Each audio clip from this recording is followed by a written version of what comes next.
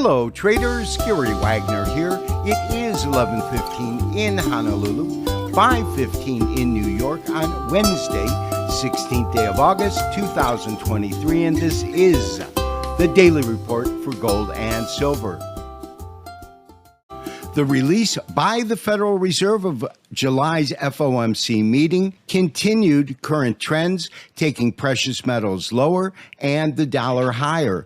Gold, basis the most active December contract, is currently down $13.10, taking that contract month to $1,922.10 and causing spot gold to break below $1,900. Current price is $1,890.89. The minutes released today by the Federal Reserve certainly accelerated the downward momentum of gold. If we take a look at this daily gold chart, we can see that after this small-bodied green candle here occurred, we can identify a two-day pattern. This red candle here combined with this green candle here, that is simply called a dark cloud cover. In terms of a pattern, it indicates lower market pricing, which we certainly saw. This also occurred when gold broke below the 100-day moving average. We have seen 7 consecutive down days since this first red candle, with today's action actually having a high at the former support trend line, which now becomes current resistance. We saw gold trade dramatically lower, down approximately $13. And as I said during the price board, we saw spot gold break below $1,900 per ounce, and that is significant.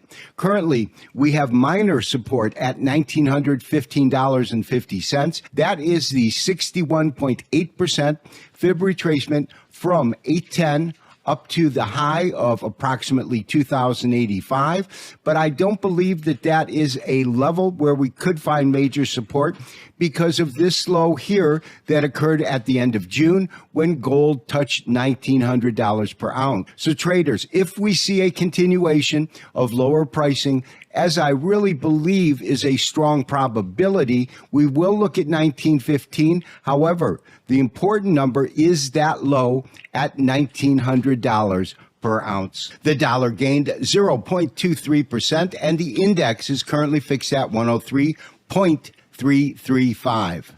The dollar continues its dramatic rise from approximately 99 on the dollar index, with two important levels broken today on a closing basis in the dollar index. You can see that on this daily candlestick, the high as well as the closing price fell above two key levels. The first level is 103.27, and it references this former top in the dollar index that occurred in June and July, as well as the more important 200-day moving average. You can see how that average has been falling significantly, now fixed at 103.141. and the dollar index at 103.335.